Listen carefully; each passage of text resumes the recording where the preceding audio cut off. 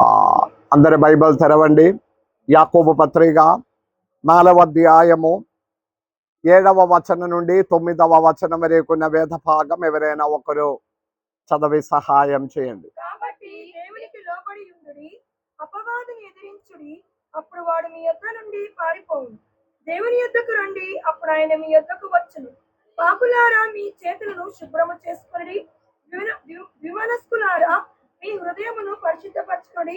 వ్యాకులపడి దుఃఖపడి ఏడుడి. మీ నవ్వు దుఃఖమునకును, మీ ఆనందము చింతకును మార్చుకొనుడు. యాకోబు అపోస్తలుడు మనకు నేర్పించిన అనేకమైన విషయము, ఒక క్రైస్తవ జీవితం ఏదో ఒక విధంగా జీవించి ముగించడానికి కాదు, అమూల్యమైన శ్రేష్టమైన ఒక జీవితం మనము క్రైస్తవ జీవితం జీవించాలి. అది ఎట్లా జీవించాలని విషయమనే దేవుడు తన పరిశుద్ధాత్మ ద్వారా మనకు నేర్పించినది. కొన్ని విషయమనే మనము ఈ మధ్యలో ధ్యానించి వస్తున్నారు.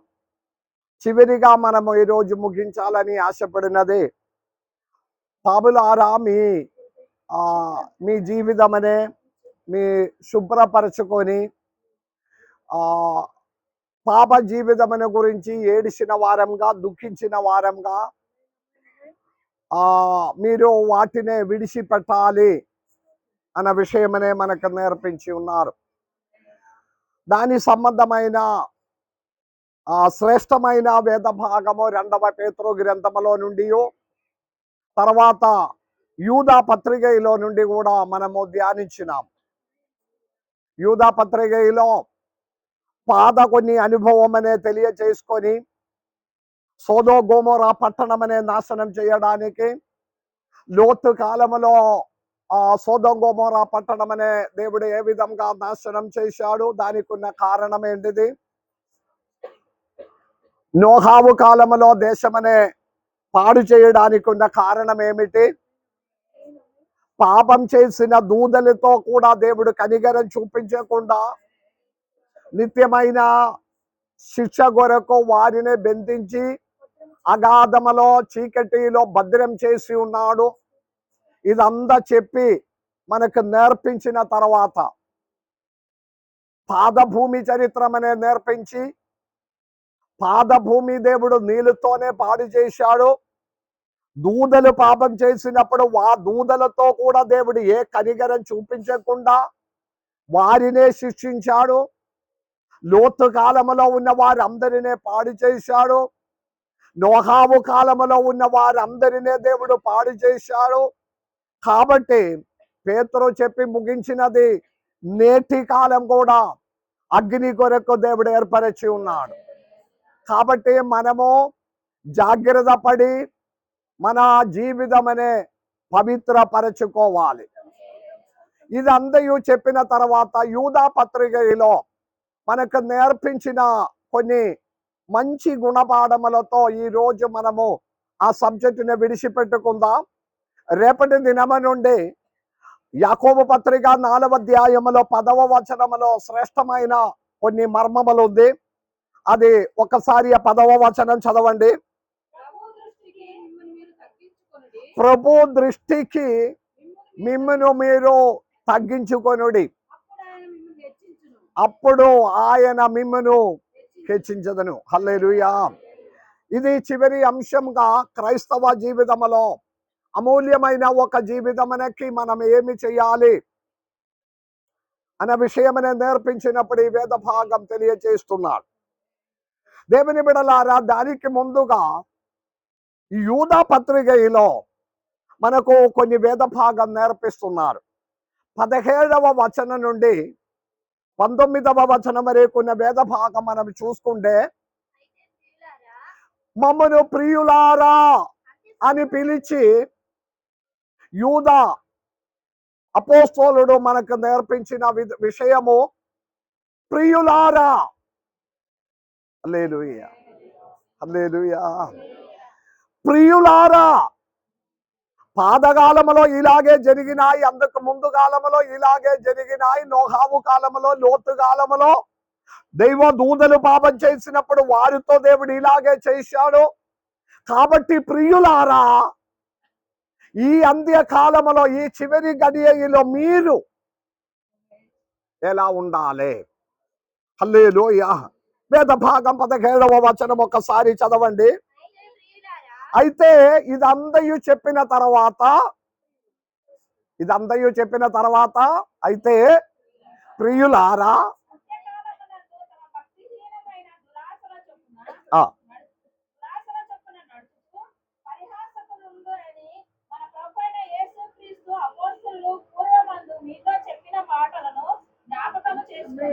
ఆమేన్. ఇక్కడే యాకోబు అపోస్తలుడు చెప్పిన మాట పూర్వకాలములో జరిగిన విషయములన్నిటినీ చెప్పి వచ్చిన తర్వాత మీతో అపోస్తలులు నేర్పించిన విషయములన్నిటినీ జ్ఞాపకం చేసుకోండి. ఈ సమయంలో వారు మనకు గుర్తు చేసినది, వారు మనకు నేర్పించినది. ఎవరు నేర్పించినది? పూర్వకాలములో మన అపోస్తలులు మనకు నేర్పించినది ఇప్పుడు మీరు జ్ఞాపకం చేసుకోండి. హల్లెలూయా. మరి ఒకసారి కూడా వేద భాగం చదవండి.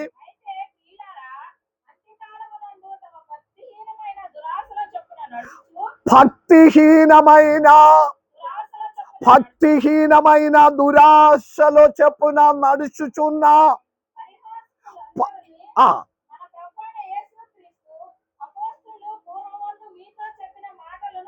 Praise the lord. దురాశ చేత నడిచిన పరిహాసుల విషయములై అపోస్తలులు నేర్పించిన విషయములన్నిటినీ మర్చిపోకుండా జ్ఞాపకం చేసుకోండి. హల్లెలూయా.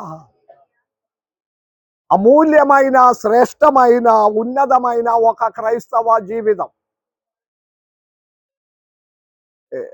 మనము క్రైస్తవుడుగా జీవించిన ఎడల నిజంగా క్రైస్తవుడుగా జీవించాలి. ఉన్నతమైన క్రైస్తవ జీవితం ఉండాలి. మనకున్న ఒక బలహీనత లేదంటే సహం క్రైస్తవుడు, సహం ఇతరులాగే మనము అటు ఇటు ఇష్టానుసారంగా జీవిస్తుంది. దాని వలన ఎక్కడ నుండి కూడా దీవెనలు, అనుగ్రహములు, ఆశీర్వాదములు పొందలేకపోవడం అనేది. ఇక్కడ నేర్పించినది దురాశ చేత నడిచిన పరిహాసులు జీవించిన విధములో వారికి వచ్చిన ఆ ఒక శిక్షా విధినే మీరు అపోస్తలులు నేర్పించినది ఈ నేటి దినములో మీరు జ్ఞాపకం చేయాలి. హల్లెలూయా, హల్లెలూయా. పరిహాసులు, అపహాసులు వారి ఇష్టానుసారంగా ఆ జీవించిన విధానమనే మీరు జ్ఞాపకం చేసుకో. హల్లెలూయా. మరలా చదవండి. ఆ దానిలో 18వ వచనం చదవండి.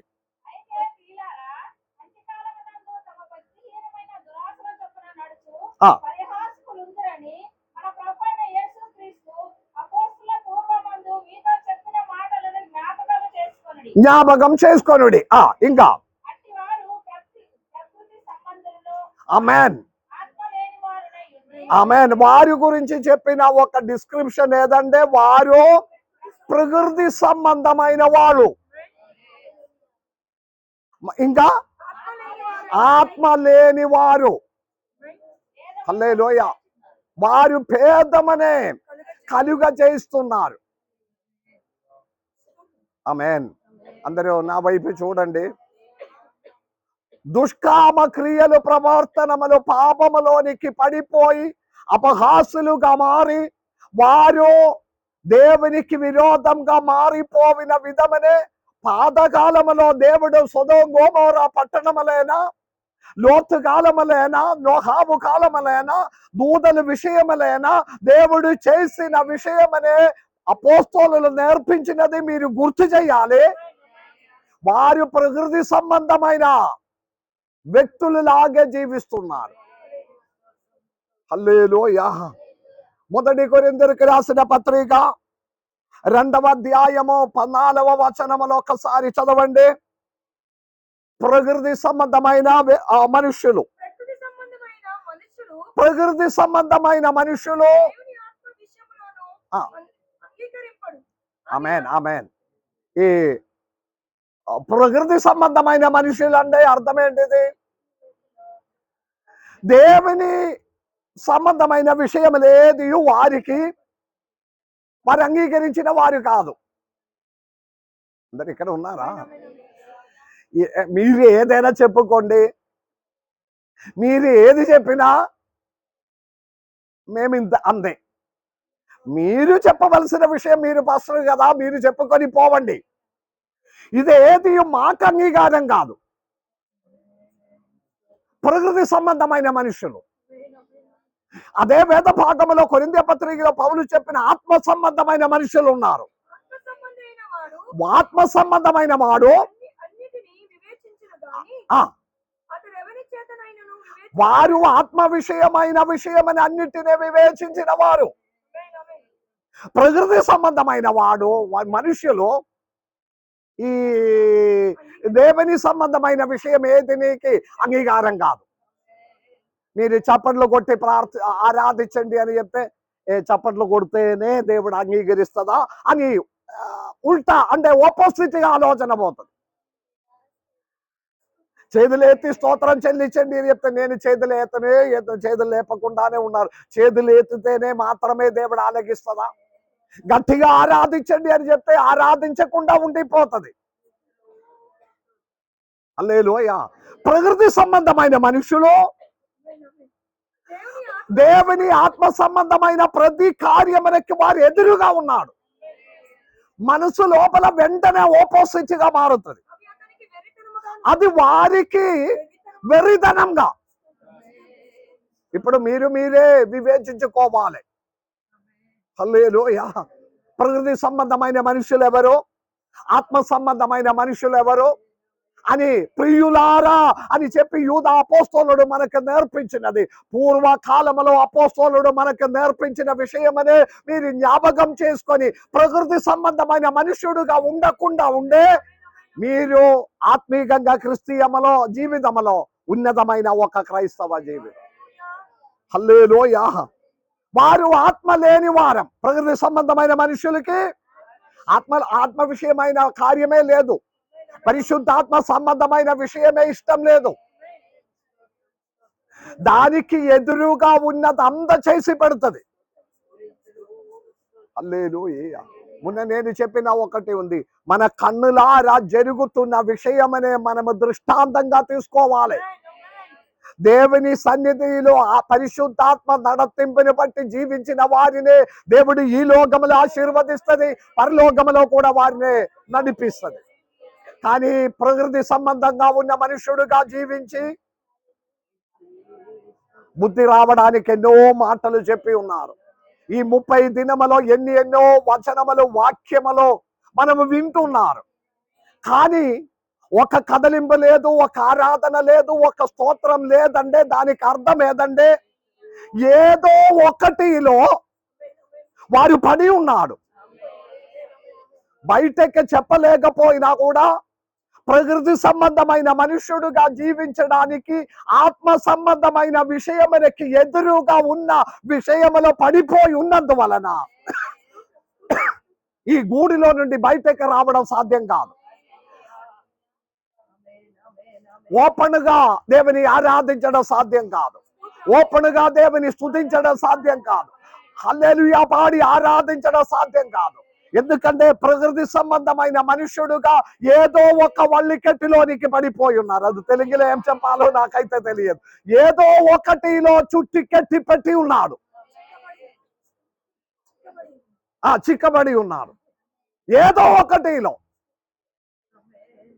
అందరు ఇక్కడ ఉన్న వారి స్తోత్రం చెల్లి. కాబట్టి ఆత్మ సంబంధమైన ఒక వ్యక్తిగా జీవించడము మనకు సాధ్యం కాలేకపోవడం.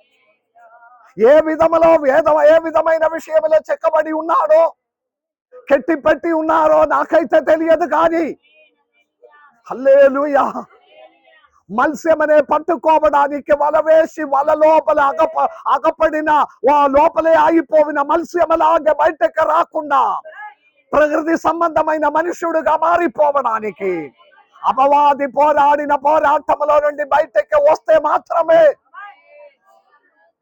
నోరు తెలిసి దేవుని ఆరాధించి ఒక క్రైస్తవ శ్రేష్టమైన అమూల్యమైన క్రైస్తవ జీవితం జీవించడం సాధ్యమవుతుంది. అపవాది చేతిలోనికి పడిపోయి ఆత్మ లేని వారంగా, ఆత్మ లేకపోతే, పరిశుద్ధాత్మ లేకపోతే మళ్ళీ ఏ ఆత్మ ఉన్నది? దురాత్మే ఉన్నది. శౌలులో నుండి ఆత్మ వెళ్ళిపోయి, పరిశుద్ధాత్మ వెళ్ళిపోయిన వెంటనే ఒక దురాత్మ అతనిలోనికి ప్రవేశించాడు. పరిశుద్ధాత్మ నడతింపు లేని వారిలో తప్పకుండా దురాత్మవే. చూడు, హల్లెలూయా కూడా వెనక్కి పోయినా. Praise the lord. ప్రకృతి సంబంధమైన మనుషులు ఈ వాక్యమంతా వినినప్పుడు స్వయం ఆలోచన చేయాలి. దేవా, నేను ఒక ఆత్మ సంబంధమైన మనుషుడుగా ఉన్నారా? నేను ఒక ప్రకృతి సంబంధమైన మనుషుడుగా ఉన్నారా? నేను ఒక కన్ను తెరిచి, హృదయం తెరిచి దేవుని ఆరాధించడం, పాడడము, స్తోత్రం చెల్లించడం నాకు సాధ్యం కాలేకపోతున్నారు. నన్ను వెనకెక్కి లాగేసిన అనేక శక్తులు ఉన్నారు, అనేక శక్తి ఉన్నారు. హల్లెలూయా, హల్లెలూయా. కాబట్టి ప్రియులారా, పూర్వకాలములో అంత్యకాలమును గురించి అపోస్తలులు మనకు నేర్పించిన విషయమనే జ్ఞాపకం చేసుకోండి. ఇది చెప్పిన తర్వాత మనం ఏమి చెయ్యాలి అన్న విషయం కూడా యూదా అపోస్తలుడు మనకు నేర్పిస్తున్నారు. 20 నుండి 23 వరకు ఉన్న వచనాలు ఒకసారి చదవండి. మనము ఏమి చెయ్యాలి? మరలా, ప్రియులారా, మీరు విశ్వసించిన అతి పరిశుద్ధ విశ్వాసం మీద. ఆమేన్. ఒక నిమిషం. ఇదందయు చెప్పిన తర్వాత యాకోబు, యూదా అపోస్తలుడు మనకు నేర్పించినది, మీకున్న అతి పరిశుద్ధ విశ్వాసం మీద. హల్లెలూయా చెప్పాలి. మీరు ఆ వాక్యం చదువుకొని ఉండండి. మీరు విశ్వసించు అతి పరిశుద్ధమైన విశ్వాసం మీద మిమ్మును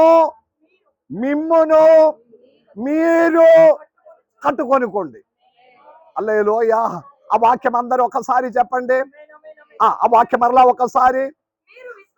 మీరు విశ్వసించుచున్న అతి పరిశుద్ధ విశ్వాసం మీద మిమ్మును మీరు కట్టుకొనుడి.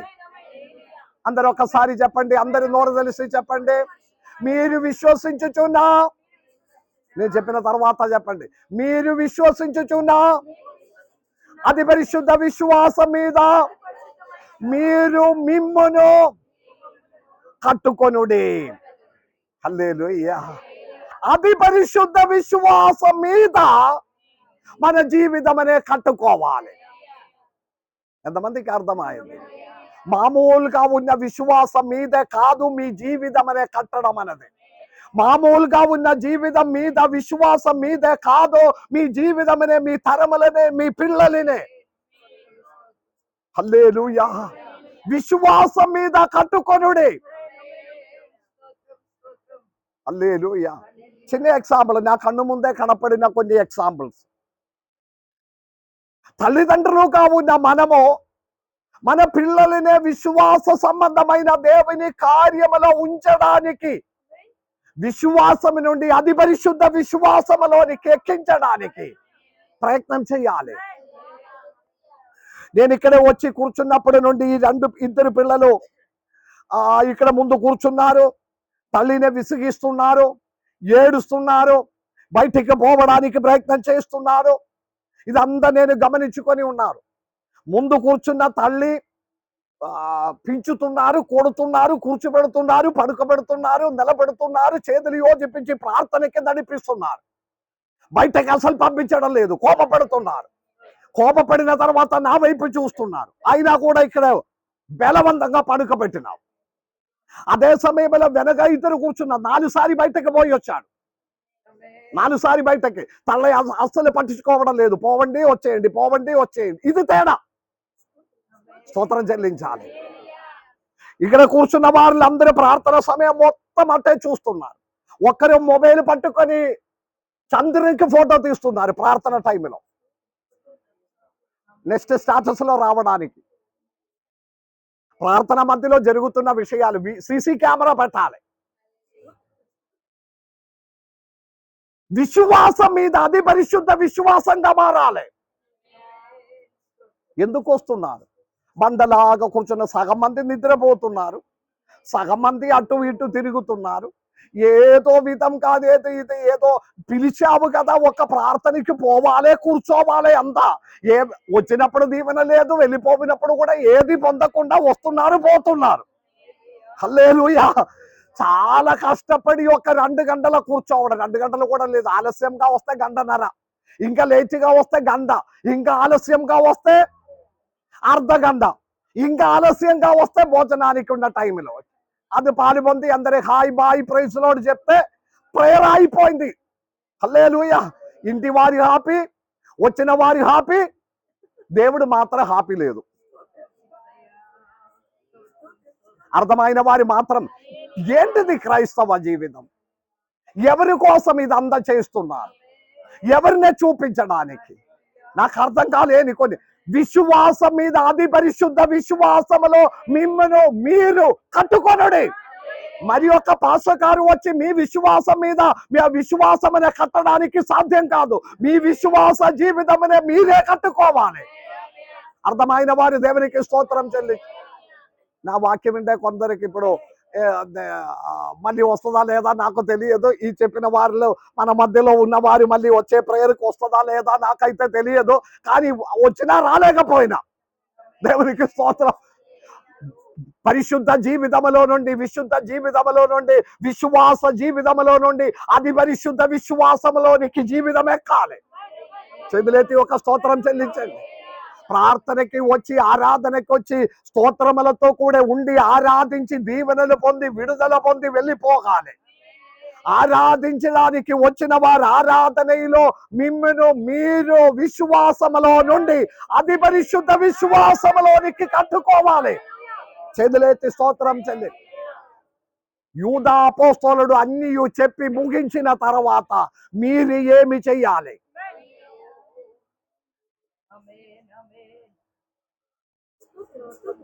మాకు అది జరగడం లేదు, మాకు ఇది సాధించడం లేదు, మేము అది పొందడం లేదు, మా కష్టాలు తీరడం లేదు, నా బాధలు తొలగిపోవడం లేదు, నా రోగము మారడం లేదు అని ఎవరితో చెప్పడానికి వీలు లేదు, అవసరం లేదు. అన్నిటికీ ఉన్న జవాబు మన దగ్గరే ఉంది. అన్ని క్వశ్చన్కి మనము అడగవలసిన ప్రతి ప్రశ్నకి జవాబము సమాధానం మన దగ్గరే ఉంది. మనము సెటిల్ అయితే అన్ని సెటిల్ అయిపోతుంది. ఒక స్తోత్రం చెల్లిస్తావా? మన జీవితమనే సరి చేసుకుంటే అన్నిటికీ విడుదల దయచేయడానికి మన దేవుడు సమర్థుడు. హల్లెలూయా. ఎంతమంది నమ్ముతున్నారు? అన్నిటికీ మన దేవుడు సమర్థుడే, కానీ మనము సరి చేయాలి.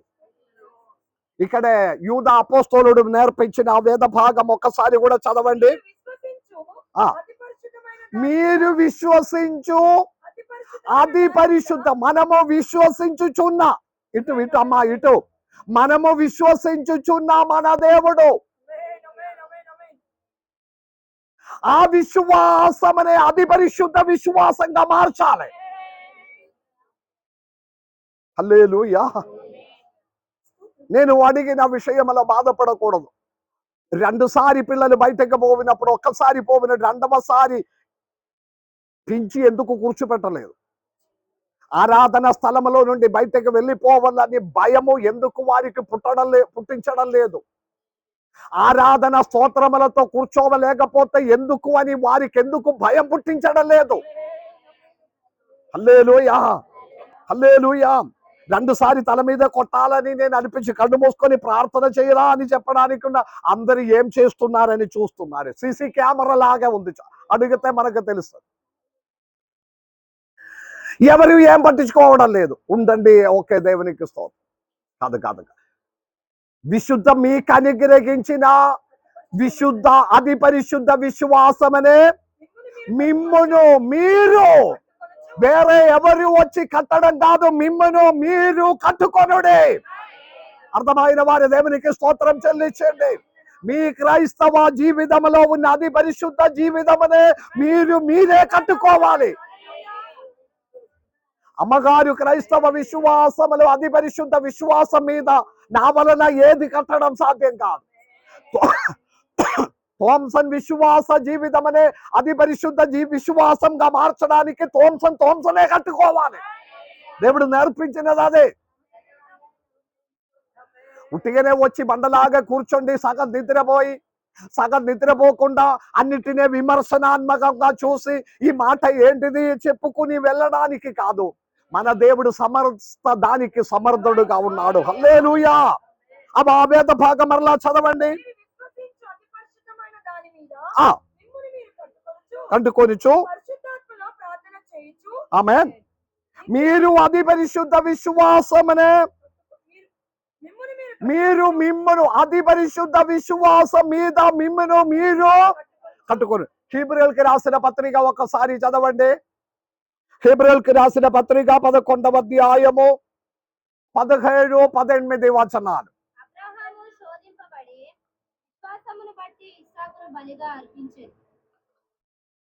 అదే మళ్ళీ ఒకసారి కూడా చదవు. అబ్రాహాము శోధింపబడి, అందరు ఇక్కడ ఉన్నారా? అబ్రాహాము శోధింపబడి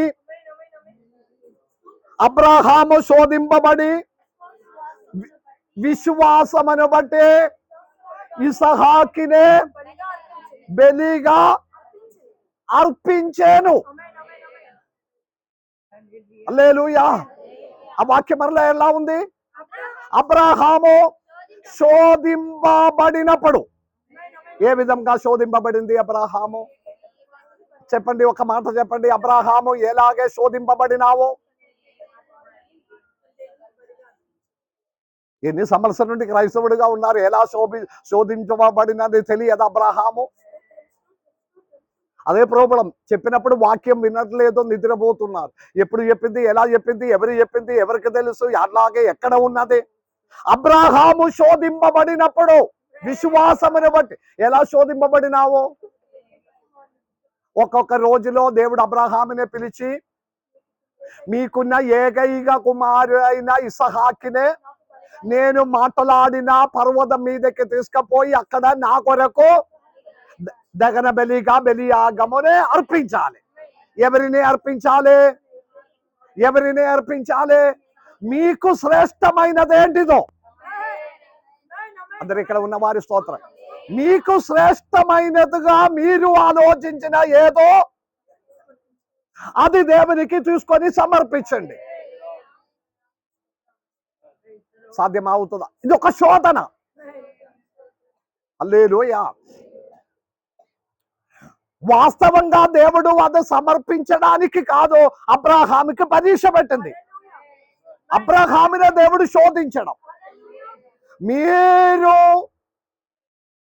శ్రేష్టంగా ఆలోచించినది, మీరు అధికంగా ప్రేమించినది, అధికంగా ఇష్టపడిన దానిని నా కొరకు విసర్జించాలి.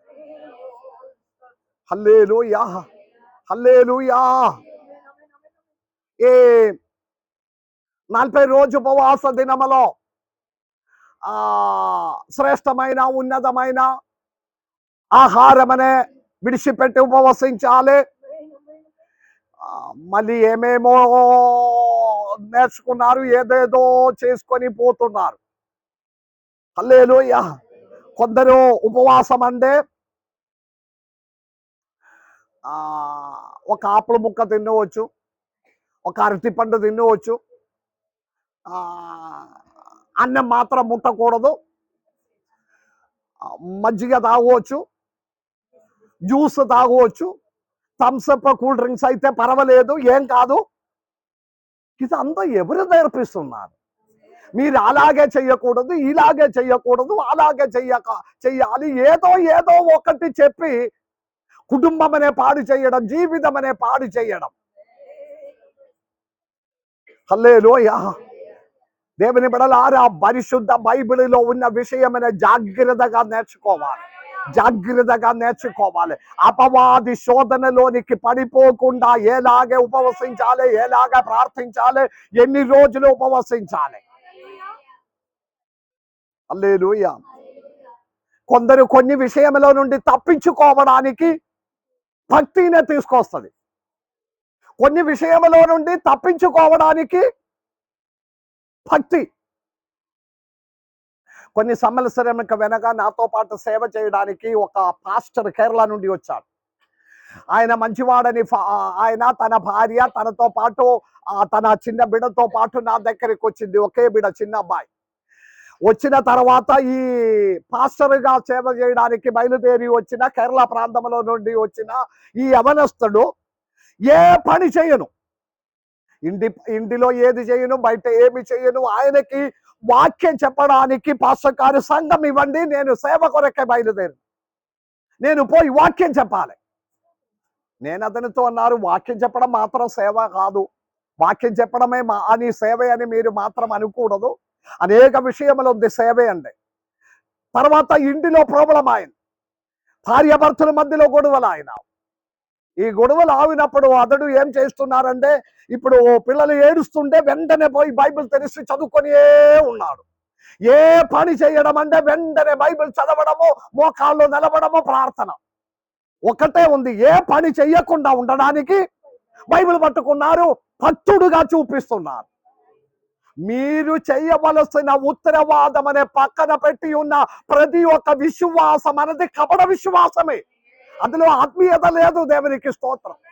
ఒక తల్లిగా ఇంటిలో ఉండే మీరు తల్లి ఉపవాసంలో తీసుకుంటే ఇంటిలో కార్యం అంద, పిల్లల విషయం, భర్త విషయం అంద చూడవలసి. నేను ఉపవాసమే ఉంది, నేనేది చెయ్యను అంటే అదిలో వెనక ఒక కాపట్యం ఉంది.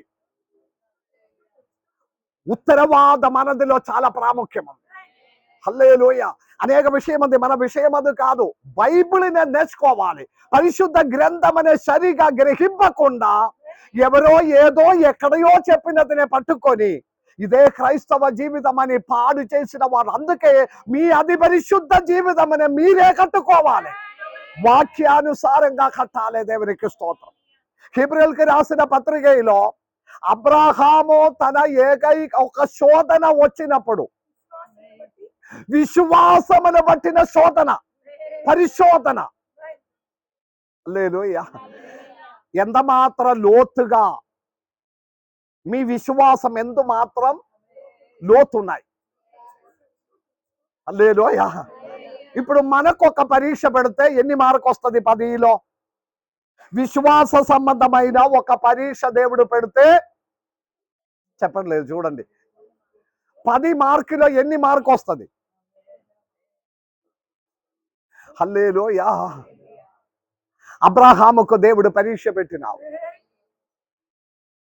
ఆ పరీక్షలో అబ్రహాం 100కి 100 మార్కు పొందినావు. మీకున్న ఏకైక కుమారునే నాకు బలిగా అర్పించాలి. అబ్రహాం అర్పించిందా లేదా? బలియాగం చేసిందా లేదా? మరి మళ్ళీ మళ్ళీ లేదా కాదా అని డౌట్ ఎందుకు? అబ్రహాము బైబిల్ చెప్తుంది, అబ్రహాము ఇసహాకునే బలియాగం చేసిందా లేదా? హల్లెలూయా. మీకు వాక్యం తెలుసు. ఈ వేద భాగం ఎలా ఉంది? అబ్రహాము తాను శోధింపబడినప్పుడు విశ్వాసమును బట్టి ఇసహాకునే బలిగా అర్పించాను.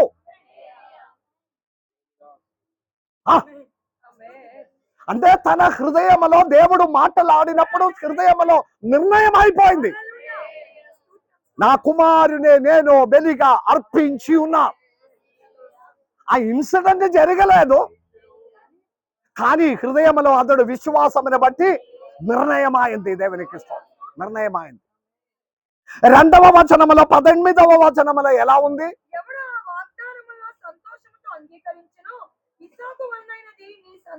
అది క్లియర్ అవ్వలేదు. మళ్ళీ చదవండి. అర్పించాను.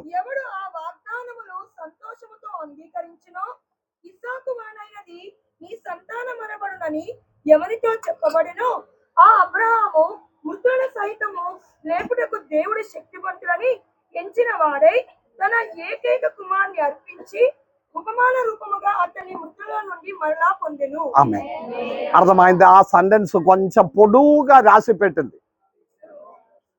నేను చిన్నగా చెప్తా. దేవుడు అబ్రహాముతో మాట్లాడినది, మీకున్న ఏకైక కుమారునే నా కొరకు బలియాగంగా అర్పించాలి. విశ్వాసమును బట్టి అబ్రహాము అది చేశాడు. ఇప్పుడు వాగ్దత్తం ఏదంటే, మీ ఏకైక కుమారుని ద్వారా మీ స్తరములనే నేను ఆశీర్వదిస్తా. అంటే ఇసహాకినే వారి సంతానమనే నేను ఆశీర్వదిస్తామని వాగ్దానం ఉన్నప్పుడు దేవుడు అన్నారు, ఈ కుమారునే చిన్నవాడినే బలియాగం చెయ్యి. ఇప్పుడు ఇది రెండు ఎట్లా సింక్ అవుతుంది? వాగ్దత్తం ఒకవైపు ఏంటిది? వాగ్దత్తము ఇది నీ సంతానమనే నేను వర్ధుల చేస్తా. అదే టైంలో దేవుడు మాట్లాడుతుంది, ఇదే సంతానమనే బలియాగం చెయ్యి. అర్థమైన వారి దేవునికి స్తోత్రం. ఇది రెండు ఎట్లా సింక్ అవుతుంది? అబ్రహాము మొదటి విషయమనే తీసుకున్నారు, ఏంటిది? తన సంతానమనే బలియాగం చెయ్యాలి. అది దేవుడి ఆజ్ఞ, అది దేవుడు తనతో చెప్పిన విషయం, నేను చేయవలసినది. అర్థమైతే దేవునికి స్తోత్రం. విశ్వాస సంబంధంగా నేను చేయవలసిన కార్యము నేను చెయ్యాలి. మీ అతి పరిశుద్ధమా ఆ విశ్వాసమునే మీరే కట్టుకోండి. అర్థమైన వారి దేవుని స్తుతించాలి. దేవుడు అబ్రహాముతో అన్నారు, మీ కుమారునే మీరు బలియాగం. అదే అబ్రహాము నేను చేయవలసిన విషయం. రెండవది దేవుడు చేయవలసిన విషయం. అర్థమైతే స్తోత్రం చెల్లించుకుని, ఏంటిది రెండవ విషయం? ఏంటిది? మీ సంతానముల ద్వారా నేను తరములని ఆశీర్వదిస్తా. అది ఎవరు చేయవలసినది? దేవుడు చేయవలసినది. అబ్రహాం చేయవలసినది ఏంటిది? తన కుమారుని బలియాగం చేయాలి. అదే కుమారుని సంతానమని ఆశీర్వదిస్తామని దేవుడు చెప్తున్నాడు. ఇప్పుడు కన్ఫ్యూషన్ అవుతుంది. అర్థమైతే దేవునికి స్తోత్రం చేయి. అబ్రహాం అతి పరిశుద్ధ విశ్వాసంగా మారడానికి ఉన్న కారణము, నా విషయం నేను చేస్తా, అప్పుడు దేవుడి విషయం దేవుడు చేస్తాడు. చేతులెత్తి స్తోత్రం చెల్లించండి. నేను చెయ్యవలసిన విషయమనే విశ్వాస సంబంధంగా నేను బలియాగం చేస్తాను. బలియాగం చేసిన తర్వాత దేవుడు ఏది చేసినా పర్వాలేదు, ఆయన వాగ్దానం ఆయన నెరవేరుస్తుంది. హల్లెలూయా. ఎందుకు ఈ ధైర్యం వచ్చింది? ఇటు అబ్రహాముకి ధైర్యం ఎక్కడ నుండి వచ్చింది? 100 years వరకు పిల్లలు లేకుండా, పిల్లలు పుట్టడానికి ఉన్న ఏజ్ దాటిపోయినప్పుడు వాగ్దత్తం చేసిన దానిని నెరవేర్చిన అదే దేవుడు ఈ విషయం కూడా తన వాగ్దత్తం తానే నెరవేరుస్తుంది. హల్లెలూయా. ఇప్పుడు అర్థమైందా? విశ్వాసం అనే అతి పరిశుద్ధ విశ్వాసంగా మారాలి. హల్లెలూయా.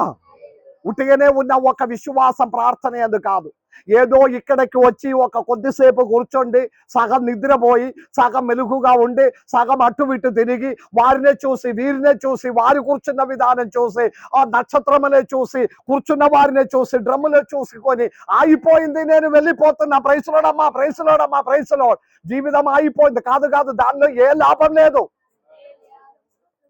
లాభం లేదు. వాక్యమనే విని విశ్వాసం నుండి అది పరిశుద్ధ విశ్వాసంగా మారాలి. అబ్రహాము తన విశ్వాసములో లోపల హృదయములో నిర్ణయమైంది. హల్లెలూయా.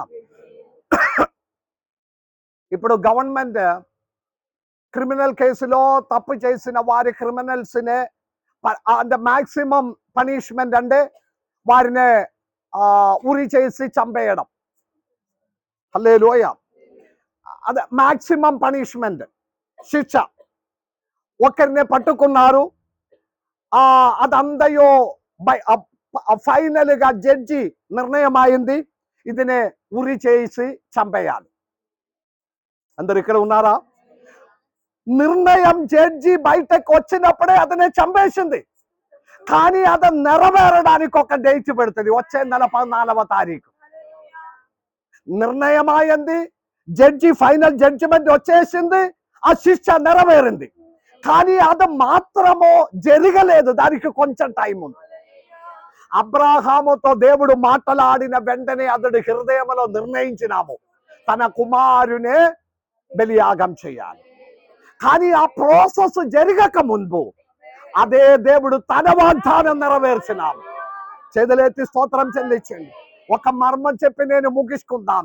దేవుడు మీకు మాట్లాడిన ఆ విషయం అనే విశ్వాసముతో మీరు నెరవేరుస్తే దేవుడు మీకు చెప్పిన వాగ్దానం అనే దేవుడు నెరవేరుస్తుంది. హల్లెలూయా. మీకు చెప్పిన, మీకు అనుగ్రహించిన వాగ్దానం అనే మీ దేవుడు నెరవేరుస్తుంది. 100% నెరవేరుస్తుంది. నమ్మిన వారి మాత్రం దేవుని స్తుతి. ఇక్కడ విషయం ఏదంటే, దేవుడు మనతో చెప్పిన విషయం ఏదియు మనము చేయలేకపో, ఏదియు చేయలేకపో. ఈ ప్రార్థించిన సమయంలో నేను అదే గమనించిన. ఎవరు కూడా, ఒక్కరిద్దరు తప్ప ఎవరు ప్రార్థన చేయడం లేదు. కొందరు ఒక స్తోత్రం కూడా పలకడం లేదు. తల వంచి ఉన్నాడు. ఇద్దరు ప్రార్థన చేస్తున్నారు కదా, ఇద్దరు ప్రార్థన చేస్తున్నారు. ఇక్కడ చేసిన ప్రార్థన అక్కడ వినపడం లేదు కాబట్టి వారు నిద్రపోతున్నారు. అక్కడ చేసిన ప్రార్థన ఇక్కడ వినపడం లేదు. ఇక్కడ చదివిన వేద భాగం అక్కడ వినపడం లేదు. ఈ ప్రార్థనలు ఎంత విధేయత, ఎంత తగ్గింపు. నేను ఎన్నిసార్లు చెప్తున్నా, కొద్ది సమయంలో ఇద్దరు ముగ్గురు ప్రార్థన మొదలు పెడుతుంది. ఎందుకంటే అక్కడ చేస్తున్నారా ఇక్కడ చేస్తున్నా వినపడం లేదు. హల్లెలూయా. ప్రార్థన నిదానంగా మొదలు ప్రారంభిస్తే దీన మనసు కలిగినదని ఏమి లేదు. హల్లెలూయా. ఉన్నారా? నేను మమ్మల్ని మిక్కిలిగా ప్రేమించిన మా తండ్రి, గొప్ప దేవుడా యేసయ్యా, పరిశుద్ధుడా, ప్రారంభించినప్పుడు చిన్నగా ప్రారంభిస్తే దీన మనసు కలిగిన వాడు ప్రార్థన. అలాగే ఏమి లేదు. దేవునికి స్తోత్రం. ప్రార్థించిన వారి హృదయం అనే దేవుడు చూస్తుంది. హల్లెలూయా. ప్రార్థన అక్కడ ప్రార్థించిన వారు ఇక్కడ కూర్చున్న వారు వినబడితేనే మీ ప్రార్థనకి ఇక్కడ స్తోత్రం చెల్లించడం అవుతుంది. వాస్తవంగా ఎన్నో విషయాలు ఉంది. హల్లెలూయా. చప్పట్లు కొట్టడం అంటే మంచిగా కొట్టాలి, లేకపోతే ఖాళీగానే కూర్చోండి. ఇది ఏ మీనింగ్ లేకుండా చపాతి చేయడానికి పిండి కలిపినట్లుగా ఒత్తుకొని చప్పట్లు అని పేరు. ఏంటిది ఈ యాక్షన్స్ అంతా? ఇది ఎవరినే చూపించడానికి? పూర్ణ మనస్సుతో, పూర్ణ శరీరముతో, పూర్ణ హృదయముతో దేవుని ఆరాధించాలి. హల్లెలూయా. కూర్చున్న వారు బ్లాస్ట్ అవుట్ అయి దేవుని ఆరాధించాలి. అందువలన ఏమవుతుందంటే ఏ దీవెనలు పొందకుండా వెళ్ళిపోతున్నా, ఏ దీవెనలు పొందకుండా. మొన్న ఒక ఫేస్బుక్ లో ఒకటి వచ్చేసినాము. 89 వయసున్న ఒక ముసలామ, 4 నెలలు అయింది, పెన్షన్ రాలేదు. 89 వయసు ఉంది. ఈ 4 నెలల పెన్షన్ రాలేనందువలన ఈమె చాలా బాధపడుతున్నారు. ఇది తెలుసుకొని నా సోషల్ మీడియాలో ఎవరో కెమెరా పట్టుకొని ముసలామ దగ్గరికి వచ్చిన. అప్పుడు ఈ ముసలామతో మాట్లాడినప్పుడు, అమ్మ మీకు ఎన్ని నెలలు అయింది? ఆమె, నాకు 4 నెలలు అయింది, పెన్షన్ రాలేదు. మాట్లాడడం కూడా రావట్లేదు. మళ్ళీ అడిగింది, పళ్ళు లేవు ఏములు. చాలా వయసు కలిగిన ముసలాం. మళ్ళీ అతడు అడుగుతున్నాను, అమ్మ మీకు ఎందుకు రావడం లేదు? ఎందుకు మీరు తీసుకోలేదా? ఇస్తున్నారు కదా. వారు పెన్షన్ ఇచ్చినదంతా ఆదివారమే. అంటే ఆదివారం పెన్షన్ ఇస్తే మీరు పోవట్లేదా? ఆదివారం ఇస్తే ఎవరి పోతుంది? నేను చర్చికి వెళ్తున్నానని. 4 నెలల నుండి పెన్షన్ ఇచ్చిన డేట్ ఆదివారం కాబట్టి పెన్షన్ వద్దండి, నాకు చర్చే కావాలన్న. మళ్ళీ అతడు అడిగింది, అప్పుడు మీకు పెన్షన్ కావాలా, చర్చ్ కావాలా? ఆదివారం అయితే నాకు చర్చ్ కావాలి, పెన్షన్ పోయినా పోవండి అన్నారు. ఇప్పుడు అమ్మ మీరు చచ్చిపోతుంది కదా, పోవండి దేవుని సన్నిధిలోనికే కదా. స్తోత్రం చెప్తావా? మనకు 500 దొరుకుతుందని చెప్తే మన చర్చ మానేసి దాని వెనకపోతుంది. ఆ 500 సంపాదించుకొని ఇంటికి వచ్చినప్పుడు 1100 ఆసుపత్రిలో అవుతుంది. స్తోత్రం చెల్లించడం లేదు. ఆదివారం 500 ఇస్తామని చెప్తే దాని వెనక వెళ్తుంది. 500 తీసుకొని సాయంత్రం ఇంటికి వచ్చినప్పుడు పిల్లలు బాగలేదు, ఇంటి వారికి బాగలేదు, తీసుకొని ఆసుపత్రిలో 1100.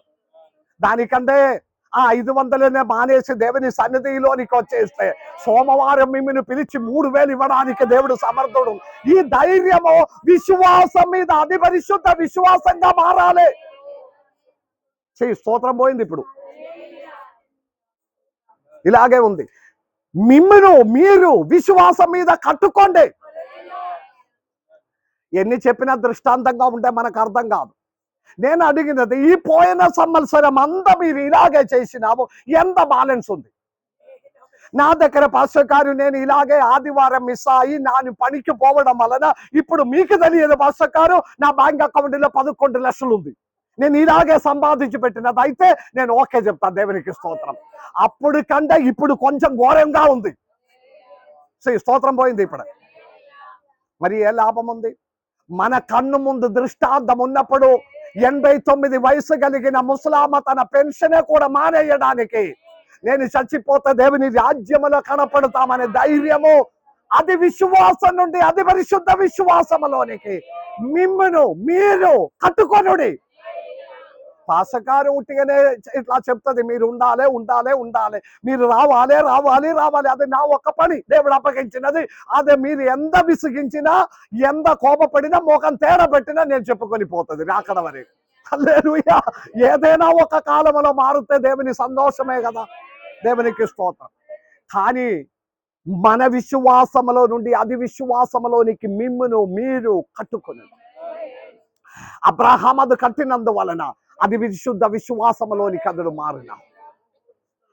ఈ ముగింపు ప్రార్థన ఇలా విషయమైన ముగింపక ముందు యూదా అపోస్తలుడు మనకు నేర్పించిన అది శ్రేష్టమైన విషయం.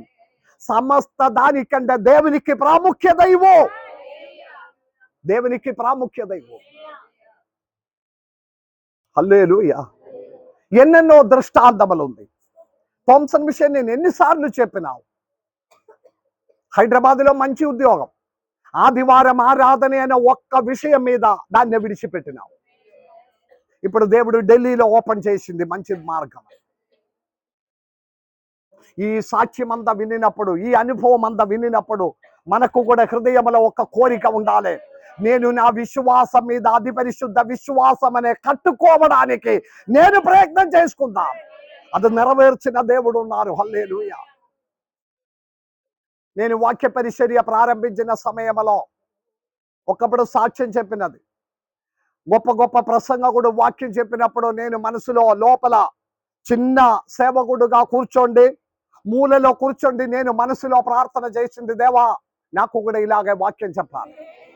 చిన్న వయస్సు 18-19 వయసులో నేను సేవ ప్రారంభించిన.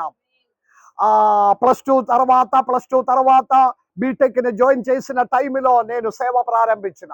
ఆ సమయంలో నేను దేవునితో ప్రార్థన చేసింది, దేవా గొప్ప సేవకుడు చెప్పినట్లుగా బాగా మందితో వాక్యం చెప్పడానికి నాకు ఆశ ఉంది, దేవా మార్గం తెరవండి. హల్లెలూయా. మొన్న సామువేల్ బ్రింగాల్ విషయం చెప్పినట్లుగా ఒక ఆల్ నైట్ ప్రేయర్, 12 సంఘం కలిపి ఉన్న meeting, all night prayer, out side meeting అంతా తర్వాత ఒక చర్చిలో పెద్ద గ్రౌండ్లో 1000 మంది కూర్చున్న స్థలంలో ఒక ఆల్ నైట్ ప్రేయర్ నడుస్తున్నారు. ఆ ఆల్ నైట్ ప్రేయర్ లో తిరువనంతపురం క్యాపిటల్లో నుండి ఒక గెస్ట్ స్పీకర్ ని పిలిచాడు. మేము మా సంఘము, నేను ఒక చిన్న సంఘములో ఇవాంజలిస్ట్ గా ఉన్నారు, మా సంఘస్థులు యవనస్తులు అందరూ కలిసి ఆ మీటింగ్ కి బయలుదేరిపోయినాం. డ్రమ్మ అంతా కొట్టుకొని, సైడ్ డ్రమ్మ కొట్టుకొని రోడ్లంతా పాట పాడుకొని పోతుంది. పోయి అక్కడ వెళ్ళినప్పుడు సమయం లేట్ అయింది. పగల మీటింగ్ అంతా అయిపోయింది, సాయంత్రం 8 అయింది. అక్కడ రాత్రి అంతా ప్రార్థన. అక్కడ వెళ్ళినప్పుడు చేరినప్పుడే అక్కడ ఉన్న వారు 1000 మంది ఉంది, జనం అంతా ఉంది. అందరు భోజనం చేయండి, భోజనం తర్వాత ఆల్ నైట్ ప్రేయర్ కు కూర్చుందామన్నారు. ఇప్పుడు మేము వెళ్ళిన మాతో పడినారు, పాస్టర్ మీ సంఘస్థల్లో తీసుకుపోయి భోజనం చేయండి, భోజనం తర్వాత మనం ప్రారంభించుకుందాం. మేము కూడా పోయి భోజనం చేసుకొని ఉన్నప్పుడు అది నడిపించిన ఒక పాస్టర్ పరిగెత్తి నా దగ్గరికి వచ్చారు. పాస్టర్ గారు ఒక విషయం ఉంది, ఈ రోజు వాక్యం చెప్పడానికి తిరువనంతపురం నుండి రావాల్సిన గెస్ట్ స్పీకర్ రావడం లేదు, మీరే వాక్యం చెప్పాలి. నేను చిన్న అబ్బాయిగా ఉంది, ఒక చర్చిలో ఇవాంజలిస్ట్ గా ఉన్నారు. నేను కొంచెం భయపడింది, నేను భోజనం చేస్తే ఉన్నారు. జాయ్ పాస్టర్ మీరే ఈ రోజు వాక్యం చెప్పాలి, వేరే ఎవరు లేదు, ఆయన రావడం లేదు, ఇప్పుడే ఫోన్ వచ్చింది. నేనన్నారు, నేను ఇంత పెద్ద సమూహంతో నేను ఎట్లా చెప్తాను? ఏం కాదు, మీ మంచి వాక్యం చెప్తుందని మీ సంఘస్థులు చెప్తున్నారు, మీరు వాక్యం చెప్పండి. నేను కొంచెం చిమటలు వచ్చేసింది, భయం వచ్చేసింది. ఫస్ట్ టైం ఇలాగ ఒక మీటింగ్ లో వాక్యం చెప్పలేదు. ఏదైనా వారి వెలవంతం చేసింది, వేరే దారి లేదు, వేరే ఎవరు లేదు, ఈ రోజు మీరే వాక్యం చెప్పాలి. నేను కొద్దిసేపు చాలా భోజనం అక్కడే ఆపేసి ఆ ప్లేట్ అక్కడ పెట్టి సంఘస్థుల ప్లేట్ అంతా తీసుకుపోయి పడేసి నేను చర్చిలోనికి వెళ్ళి ఒక అర్ధగంట ప్రార్థన చేసి వాక్యం కొరకు నిలబడినావు. దేవుడు నాకు అనుగ్రహించే రెండవ రాకడ గురించి 2 గంటల వాక్యం చెప్పినావు. వాక్యం చెప్పి దిగిక ముందు నాకు 3 స్టేజ్ కన్వెన్షన్ ప్రీచర్ గా అడ్మిషన్ వచ్చింది. 3 పాస్టర్స్ పిలిచాడు, నా ఊరికి రావాలి. ఒక్కసారి దేవుని చేతిలోనికి మనం అప్పగించిన ఎడల అది పరిశుద్ధ విశ్వాసములోనికి నడిపించడానికి శక్తి కలిగిన దేవుడు ఉన్నారు. హల్లెలూయా. వేద భాగం చదవండి, 21వ వచనం చదవండి. యూదా పత్రిక 21వ వచనం.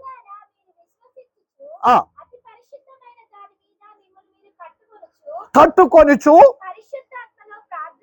ఆమేన్. మీరు చెయ్యవలసినది రెండవ విషయము కాదు, అది మొదటి విషయము. మీ విశ్వాసం మీద, అది పరిశుద్ధ విశ్వాసమనే మిమ్మును, అందరు ఆ మాట ఒకసారి చదవండి. మిమ్మును మీరు కట్టుకొనిడి అంటే అర్థం ఏంటిది? మన అది పరిశుద్ధ విశ్వాసం అనే మనమే కట్టుకో. ఒక హల్లెలూయా చెప్తావా? పాస్టర్ గారు ఒకవేళ చిన్న గైడ్ లైన్స్ ఇస్తుంది, ఇలాగే అనే వాక్యం చెప్తుంది. మీ అది పరిశుద్ధ విశ్వాసమనే మీరే చేతులు చూపించే దేవునికి స్తోత్రం, మీరే కట్టుకోవాలి. అదో ఒక్కొక్కరికి తేడా ఉంది. రాణి అది పరిశుద్ధ విశ్వాసం ఒకవేళ సౌమి కంటే ఎక్కువగా ఉండవచ్చు. ప్రతి ఒక్కరు కట్టిన దాని ప్రకారమే చేతులెత్తి స్తోత్రం చెల్లించండి. అందుకే అపోస్తలుడు చెప్పినది, మీ అది పరిశుద్ధ విశ్వాసం మీద మీరే కట్టుకో. రెండవది, పరిశుద్ధాత్మలో ప్రార్థన చేయాలి. అందుకే ఇంతకు ముందు నేను చెప్పినది, మన ప్రార్థన అంతా చాలా బలహీనంగా ఉంది. ఈ ప్రార్థనలో ఎవరికి మనసు పడడం లేదు. నేను గమనించినది, ఆ ప్రార్థించిన ఒక్కరు తప్ప మిగిలిన వారందరూ రెస్ట్లెస్గా స్తోత్రములతో ఆ ప్రార్థనలో ఏకీభవించడం అన్నది మనసు అసలు రాదు. మొబైల్ రాసిన వారు కొందరు ఉన్నారు, అటు ఇటు తిరిగిన వారు కొందరు ఉన్నారు, అటు ఇటు చూసిన వారు కొందరు ఉన్నారు, సగం నిద్రపోయిన వారు ఉన్నారు. కూర్చున్న విధానమే చాలా డిఫరెంట్గా ఆ ప్రార్థన సమయంలో ఎలాగ దీవెనలు వస్తుంది. సొదొమ గొమొర్రా విడిపించబడానికి రాత్రి అంతయు అబ్రహాం నిలబడినావు. యాకోబు దీవించబడానికి రాత్రి అంతయు పోరాడినావు. దేవునికి స్తోత్రం. హల్లెలూయా. ఈ రాత్రికాల ప్రార్థన రీతి మారాలి. ఎంతమంది ఆశపడుతున్నారు? ప్రార్థన రీతి మారాలి. హల్లెలూయా. ఒక కాపరులుగా ఉండే ప్రార్థన, బలహీనమైన ప్రార్థన చూస్తే బాధే అనిపిస్తున్నారు. ఎందుకంటే దానియేలు, దేవునికి బహు ప్రియుడైన దానియేలు ప్రార్థన కూడా అపవాది 21 రోజు ఆడంగపరచాడు, జవాబు రాకుండా. వింటున్నారా? దేవునికి బహు ప్రియుడైన దానియేలు ప్రార్థన అపవాది 21 రోజు ఆడంగపరచాడు, జవాబు రాకుండా. అలాగే అయితే మన ప్రార్థన చేరుతుందా? మరి ఎందుకు ప్రార్థన?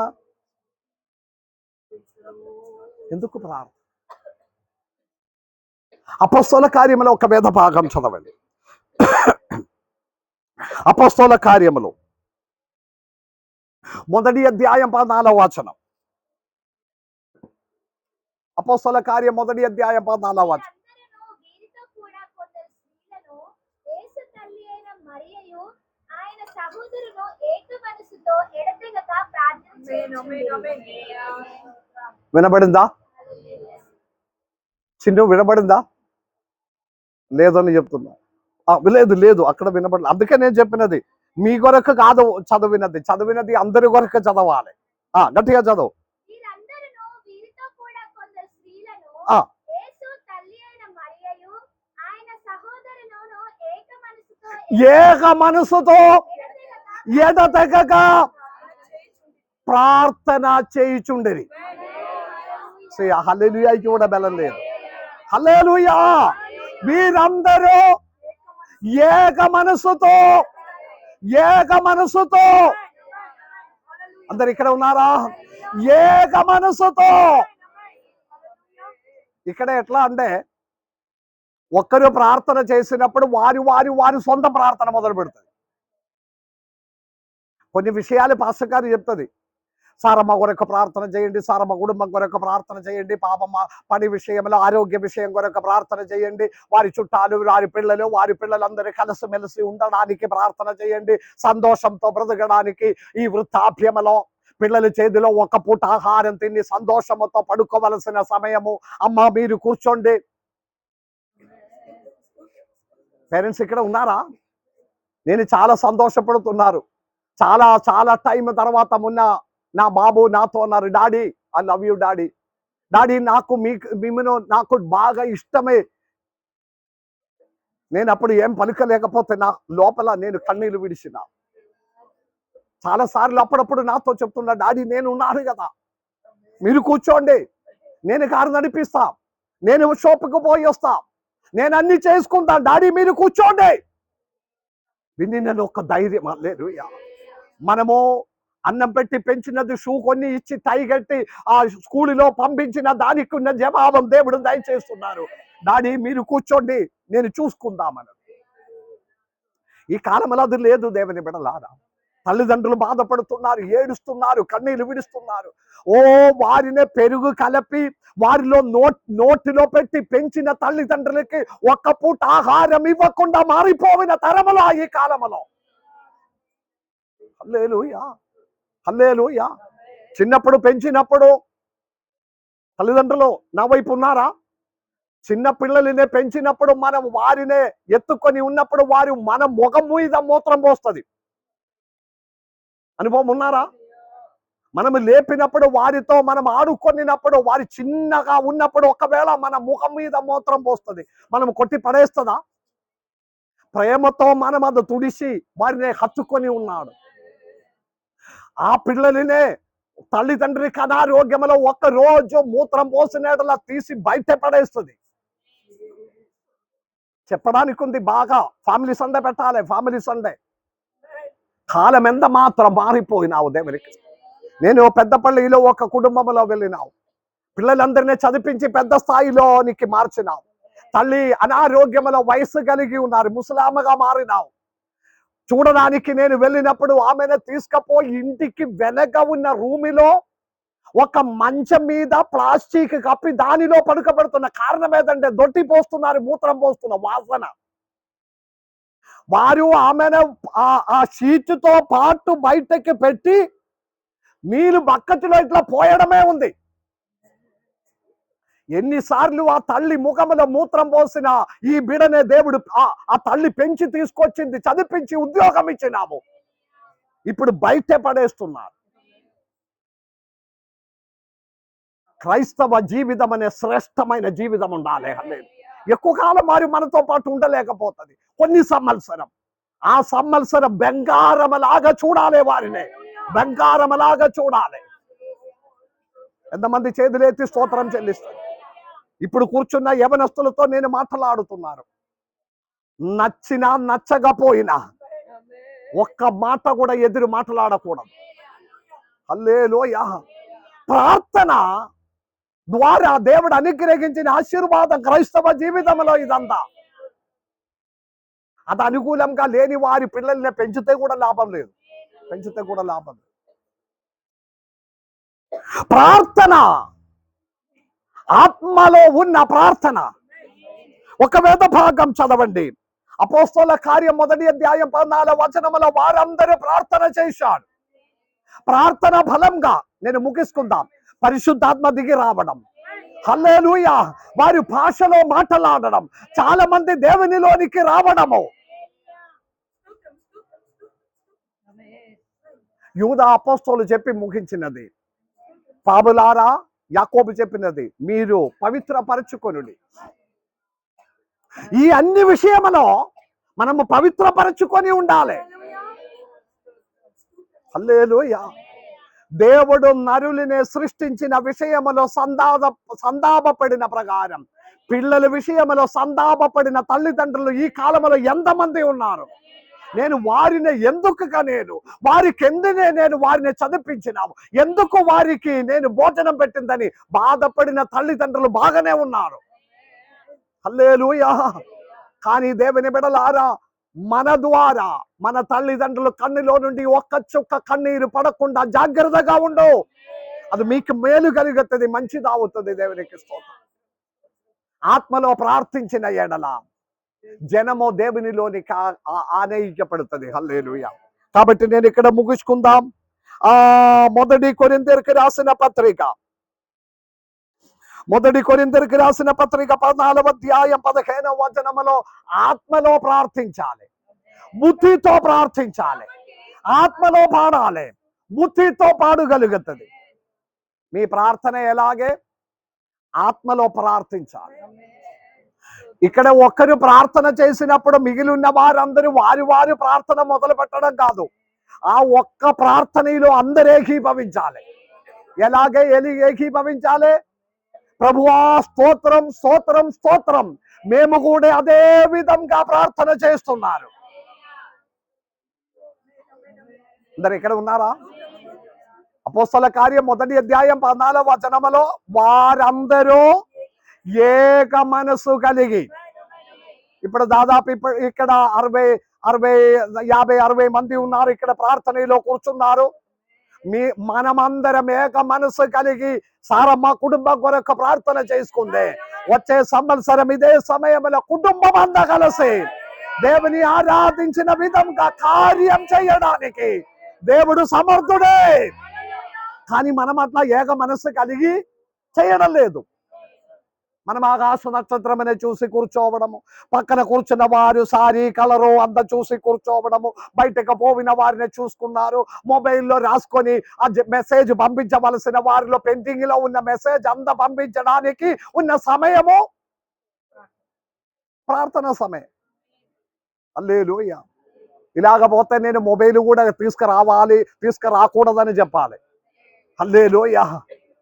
అంటే మన మనసునే దేవుని తట్టు ఉంచడానికి సాధ్యం కాక ప్రతి ఆటంకం మనం అపవాది తీసుకొస్తుంది. హల్లెలూయా. ఫర్ ఎగ్జాంపుల్ చెప్పి ముగిస్తాం. మనకు దగ్గర అర్జెంటుగా ఉన్న విషయంలో మంచి ప్రార్థనలో ఉన్నప్పుడు 2 నోటిఫికేషన్ వచ్చింది, 2 మిస్డ్ కాల్ వచ్చినావు, ఆ దినం పోయింది కదా.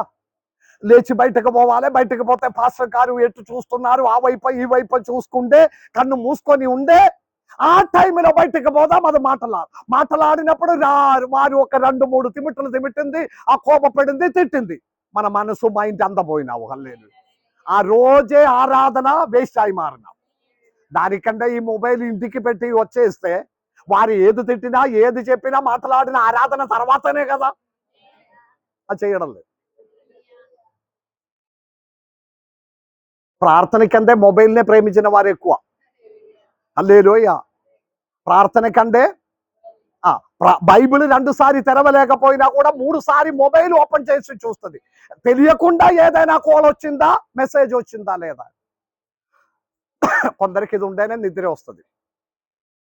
పాతకాలంలో తల కింద బైబిల్ పెట్టి నిద్రపోవడం, ఇప్పుడు అందరూ మొబైల్ పెట్టి నిద్రపోవడం. లేచినప్పుడు యేసయ్యా స్తోత్రం అని చెప్పి లేచిన వారు ఇప్పుడు మొబైల్లో ఏదైనా మెసేజ్ ఉందా అని చూసి లేస్తున్నారు. ఎంత తేడాగా అందువలన జీవితం అంతా మలయాళంలో చెప్పాలంటే కోజాట అయి మారినావు. దేవునికి స్తోత్రం. అంత పాడైపోయినావు. అంతా నష్టమైపోతున్నారు. ఆత్మలో ప్రార్థన చేయండి.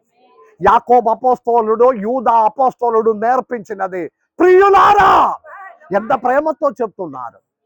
మీరు విశ్వాసములో మీరు మిమ్మను అభివృద్ధి పరచుకొనుడి. రెండవది, ఆత్మలో ప్రార్థన చేసుకొని ఉండుడి. హల్లెలూయా. ఇంకా ఒకటి కూడా చదవండి. నిత్య జీవార్థమైన ఆ. మన ప్రభువు యేసుక్రీస్తు కనికరము కొరకు కనిపెట్టుచు కనిపెట్టుచు దేవుని ప్రేమలో నిలిచినట్లు దేవుని ప్రేమలో నిలిచినట్లు కాచుకొని ఉండుడి. కాచుకొని ఉండుడి. హల్లెలూయా. ఈ విషయమనే మీరు తర్వాత సమయం ఉండే మీరు ఇంటికి పోయి చదివి నేర్చుకోండి. ఇదంతా విశదీకరించడానికి సమయం లేదు కాబట్టి నేను ముగిస్తున్నాను. క్రైస్తవ జీవితంలో అమూల్యమైన ఒక జీవితం కొరకు యాకోబు అపోస్తలుడు, తర్వాత యూదా అపోస్తలుడు నేర్పించిన పాఠమనే హృదయపూర్వంగా స్వీకరించుకొని ముందుకు వెళదాం. దేవుడు మన అందరినీ దీవించును గాక. ఆమేన్.